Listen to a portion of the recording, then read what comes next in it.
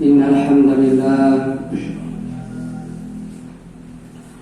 الفتاح العليم الذي خلق الإنسان في أحسن تقويم وأشهد أن لا إله إلا الله الواحد الحكيم وأشهد أن محمدا عبده ورسوله الرؤوف الرحيم اللهم صل وسلم على سيدنا محمد الكريم المنزل عليه وإنك لعلى خلق عظيم وعلى آله وأصحابه الذين أتوا ربهم بقلب سليم أما بعد فيا عباد الله اتقوا الله رب العالمين واعبدوا الله مخلصين له الدين واعبدوا الله حتى يأتيكم اليقين ولتكن منكم أمة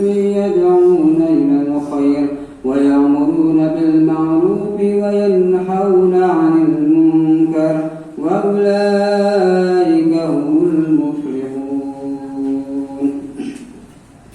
Hadirin yang dimuliakan Allah Subhanahu wa taala, marilah kita tingkatkan takwa kita kepada Allah Subhanahu wa taala, menjalankan perintah-perintah Allah dan menjauhi larangan-larangannya dengan keyakinan bahwa sesungguhnya tidak ada perkara yang lebih menguntungkan kita melebihi taat kepada Allah Subhanahu wa taala, dan tidak ada perkara yang lebih membahayakan kita melebihi maksiat kepada Allah Subhanahu wa taala. Hadirin yang dimuliakan Allah Subhanahu wa taala, sesungguhnya perkara yang paling penting dalam hidup kita adalah iman. Tetapi iman yang menjadikan kemuliaan di dunia dan akhirat, yaitu iman yang hakikatnya iman yang sesungguhnya iman, karena disebutkan dalam firman Allah Subhanahu wa taala, A'udzu billahi minasyaitonir rajim. Wa minan nasi man yaqulu amanna billahi wa bil yawmil akhir wa ma hum bimu'minin. Dan di antara manusia ada yang mengatakan kami beriman kepada Allah Subhanahu wa taala dan hari kemudian, padahal mereka itu bukan orang-orang yang beriman. Ada orang yang mengucapkan saya iman, tetapi di hadapan Allah Subhanahu wa taala dia bukan orang yang beriman. Maka hadirin, marilah kita cepat-cepat sebelum mati kita berusaha mendapatkan iman yang sesungguhnya iman yang diridhoi oleh Allah Subhanahu wa taala.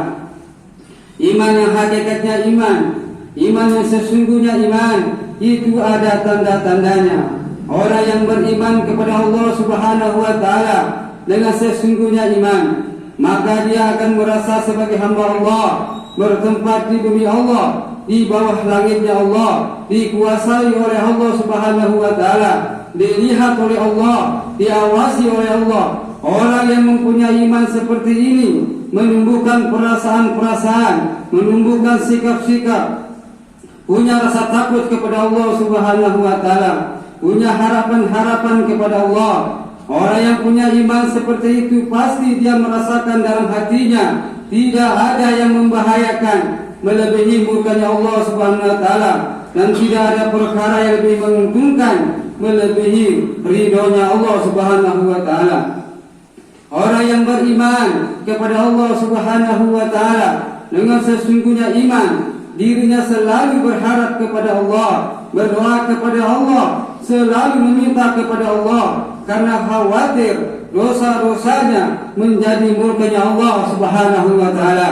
Hadirin yang dimuliakan Allah Subhanahu wa taala, apabila seseorang iman kepada baginda Nabi dengan sesungguhnya iman, pasti pikiran dan perasaan berubah. Dirinya merasakan keagungan dan kemuliaan baginda Nabi Muhammad SAW. Hamba yang paling dicintai oleh Allah adalah baginda Nabi, sehingga cita-citanya siang dan malam bagaimana dirinya bisa ikut Nabi, bagaimana anaknya ikut Nabi, sehingga anak-anaknya seperti putra-putrinya Nabi, bagaimana kampungnya seperti kampungnya Nabi, yaitu Madinah Al-Munawwarah, bagaimana kampungnya seperti kampungnya Nabi, yaitu Madinah Al-Munawwarah. Bagaimana teman-temannya seperti teman-temannya Nabi, yaitu para sahabat radhiyallahu an. Bagaimana menantunya seperti menantunya Nabi, yaitu Sayyidina Ali dan Sayyidina Utsman radhiyallahu an. Bagaimana mertuanya seperti mertuanya Nabi, yaitu Sayyidina Abu Bakar dan Sayyidina Umar bin Khattab radhiyallahu an. Orang yang beriman kepada Nabi pasti berubah cita-citanya. Ketika dia membeli pakaian, maka ia memilih pakaian seperti pakaiannya baginda Nabi. Ketika membangun rumah, maka ia menginginkan rumahnya seperti rumahnya baginda Nabi. Bahkan ketika mati pun ingin seperti wafatnya baginda Nabi Muhammad sallallahu alaihi wasallam. Sayyidina Abu Bakar Siddiq radhiyallahu anhu, karena cintanya kepada Nabi sehingga dirinya sampai memiliki keinginan, yaitu hari wafatnya sama seperti hari wafatnya baginda Nabi Muhammad sallallahu alaihi wasallam. Dan Allah pun mengabulkan keinginan Sayyidina Abu Bakar As-Siddiq radhiyallahu anhu, sehingga beliau wafat pada hari Senin seperti hari wafatnya baginda Nabi Muhammad sallallahu alaihi wasallam. Nabi wafat dalam perjuangan, Sayyidina Abu Bakar juga wafat dalam perjuangan. Hadirin yang dirahmati Allah Subhanahu wa taala, apabila seseorang itu beriman kepada akhirat dengan sesungguhnya iman, tentu siang dan malam yang difikirkan adalah akhirat.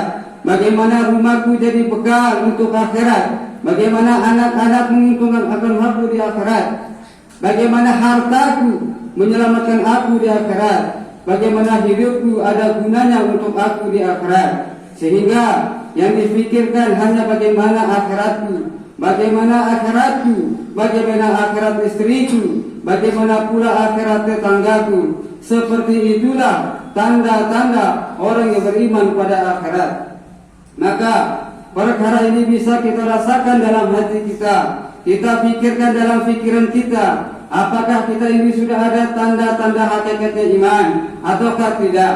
Kalau tidak ada tanda-tanda hakikatnya iman, maka sesungguhnya kita sedang menghadapi bahaya yang tiada habis-habisnya. Hadirin yang dirahmati Allah Subhanahu wa taala, pada hari Jumat yang mulia ini kita meminta kepada Allah Subhanahu wa taala, merengek-rengek kepada Allah, ya Allah, berilah kami anak istri kami, umat Islam di seluruh alam, iman yang hakikatnya iman, sehingga kami menghadap Engkau ridho kepada kami dan kami pun ridho kepada Engkau.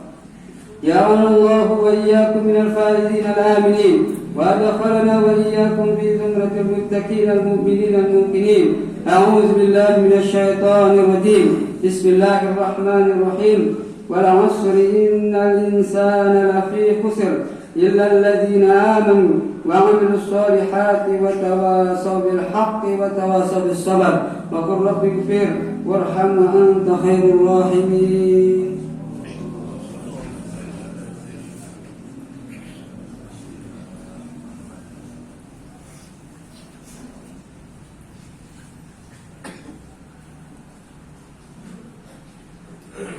Innal hamdalillah nasta'inuhu wa nastaghfiruhu wa nu'minu bihi wa natawakkalu 'alaihi wa na'udzu bihi min shururi anfusina wa min sayyiati a'malina. May yahdihillahu fala mudilla lahu wa may yudlil fala hadiya lahu. Ashhadu an la ilaha illallah wahdahu la sharika lahu wa ashhadu anna sayyidana wa maulana Muhammadan 'abduhu ورسوله. اللهم صل وسلم وبارك على سيدنا محمد وعلى آله وأصحابه والتابعين لهم إلى يوم القيامة.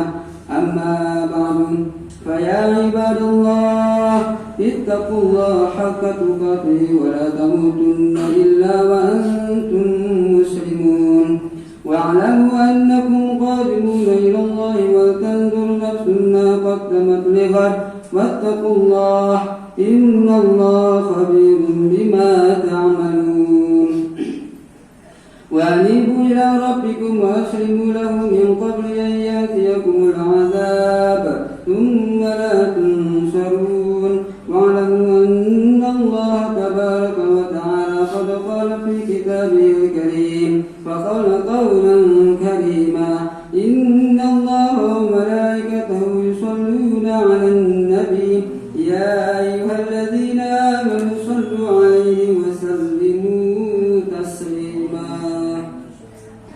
اللهم اغفر للمؤمنين والمؤمنات والمسلمين والمسلمات الأحياء منهم والأموات إنك سميع قريب مجيب الدعوات اللهم اهدنا واهد بنا واجعلنا سببا لمن اهتدى اللهم اهدنا واهد أهل بيتنا وأقاربنا وذريتنا من بعدنا وجيراننا وأهل قريتنا ومن حوالينا أجمعين ربنا اغفر لنا ولإخواننا الذين سبقونا بالإيمان ولا تجعل في قلوبنا غلا للذين آمنوا ربنا إنك رؤوف رحيم ربنا آتنا في الدنيا حسنة وفي الآخرة حسنة وقنا عذاب النار وصلى الله وسلم على سيدنا محمد وعلى آله وأصحابه أجمعين والحمد لله رب العالمين.